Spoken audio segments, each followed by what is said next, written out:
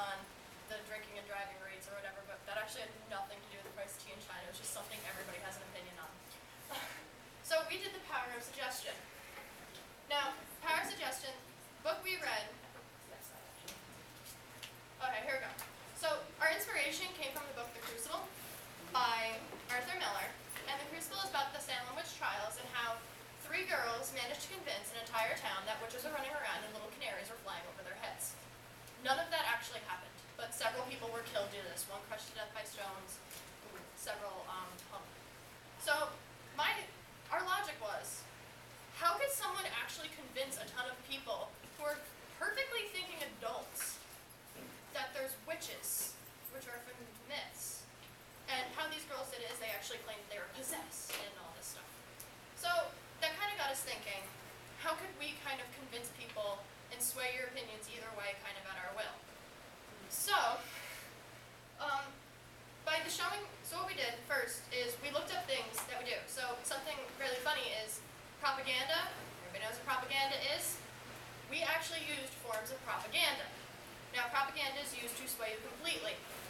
You see many styles of advertisement, which is technically propaganda, every day when you watch TV. Commercials are considered a form of this.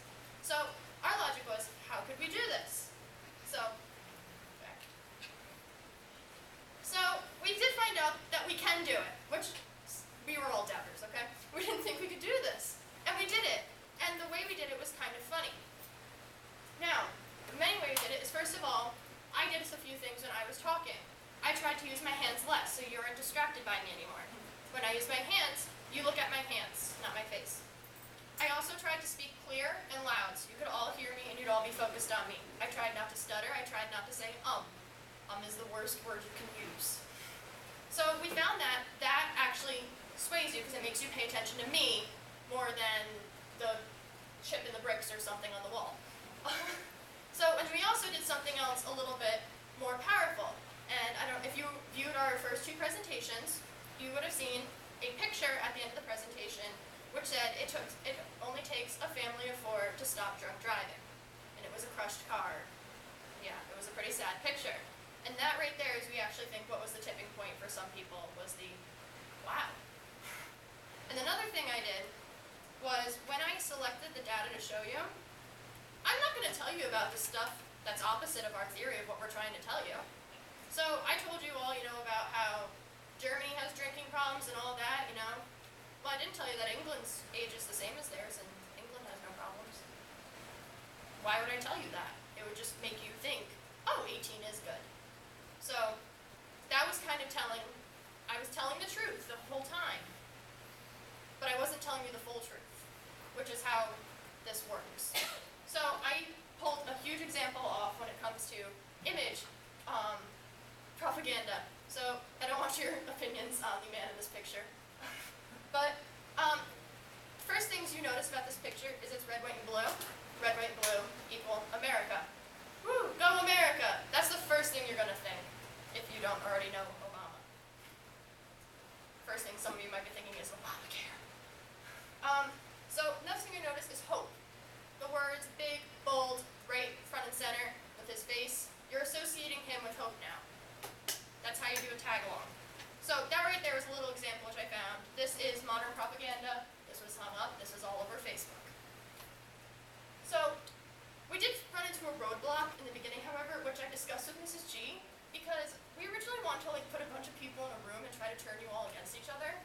But that's a felony if I don't have proper permission slips, and I did not want to do 5 years in jail for an English project. So we had to quickly amend our statements, and we almost went to Pepsi versus Coke, but that was kind of hard because I don't think I know enough. So we decided to pick the one thing everybody has an opinion on, the drinking age, naturally. So our data did prove the theory, and I'm actually going to shut up and let Pat talk about the data because he knows more about it.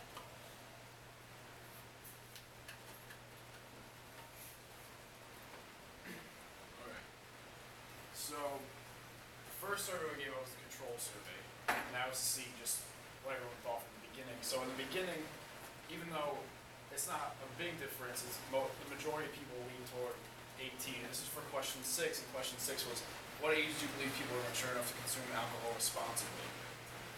So most people chose 20, 20 people chose 18, so the majority of people thought the age should be lower. And then if you go to the next graph, the question 7 was if you had a choice, what age would you allow people to begin drinking? So it was more of an explanation of why you would choose that age, but a lot more people chose 18 over 21, and a few answers for other things here and there.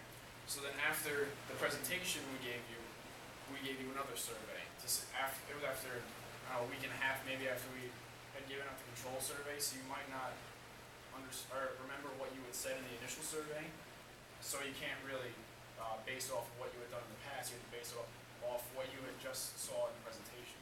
So you go to the next graph. This is what happened after our presentation. A lot more people started leaning towards 21 for question 6, and to go to question 7, it's the same thing. A lot more people started leaning toward 21, which is exactly what we wanted to do. We wanted to tell you that the age should be raised, and that drinking is bad. And it worked. So then the next part is just something interesting. It didn't necessarily have anything to do with our presentation, which is interesting data that I found.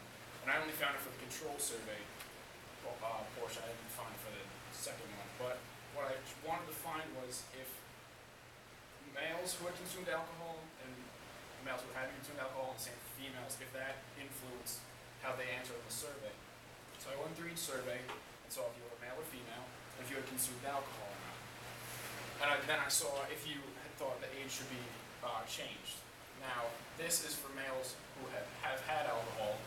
Half of them said they should change age, and half of them said they shouldn't. Go to the next graph. Then males with no alcohol were split down evenly, the same as males with alcohol. So it seemed that males who had consumed alcohol, if you had consumed alcohol or hadn't consumed alcohol, it didn't really matter because they seemed to be split one way or the other. But if you go to females, they lean one way or the other. I'm not sure exactly why, but if females with alcohol thought the age should be changed more, the lower and if you look at the numbers, it was mostly 18. There were a few 21s, but when they said they should change the age, it was mostly 18. You go to the next graph, females with no alcohol, they should be raised, or kept at 21, no change. I'm not really sure why that is, but it seems females are more affected by, their decision making was more affected by if they had consumed alcohol or not. That's all I found. So, I did bring some of the surveys with me because I actually had one answer in here that made me do a happy dance as soon as I read it. These are our favorite surveys were the ones that either had really awesome answers or answers that kind of made me giggle because they were really good, but they were also kind of displayed to me in a funny way. So let me find it. Wait. Oh yeah, this was my favorite one, by the way. It's the one that they didn't answer. That was my favorite. No. Bear with me. This is another one of my favorite. If it's yours, I'm sorry, but I believe people can handle it at 18, but people suck, so 21 based on that. That was another good one. This is the one that made me do a dance. The current age is fine. Stats say that it saves lives. We did it. We influenced you. That one told me right there. This one told me we should do it at birth.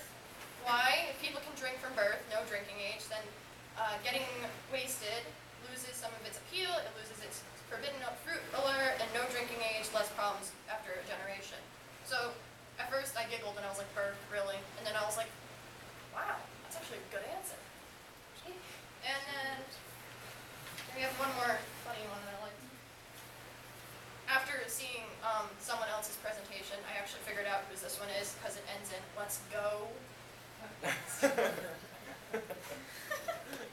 And here is this. 21, keep people drinking illegally anyway. And Americans are too reckless to lower the drinking age. I like that one too. So as you can see, we did get a mixed bag of answers. That was some of the ones that stood out to us. I also did get a few that said we should never drink, prohibition. I was like, okay, you're entitled to your opinion. I'll take that. So, that's where that's here. Thank you. So we did find proof, which was pretty awesome. We did it. We succeeded. This is awesome. So find is that we did change the answers. We were able to influence you without us doing something illegal, which was my goal in the beginning. That was my goal too. Yes, Mrs. G, we come up, Mrs. G goes, you know, I have to get a permission slip for that. And I'm like, oh. Yeah, that kind of defeats the purpose. So in the end, this project was a complete and utter success. Yes, I was surprised. We were all surprised. Actually, we thought it was going to go over like a lead balloon. But the fact that we were able to influence you shows that as much as you want to say, oh no, you know, I'm not influenced by anything, all those commercials you watch, you can pick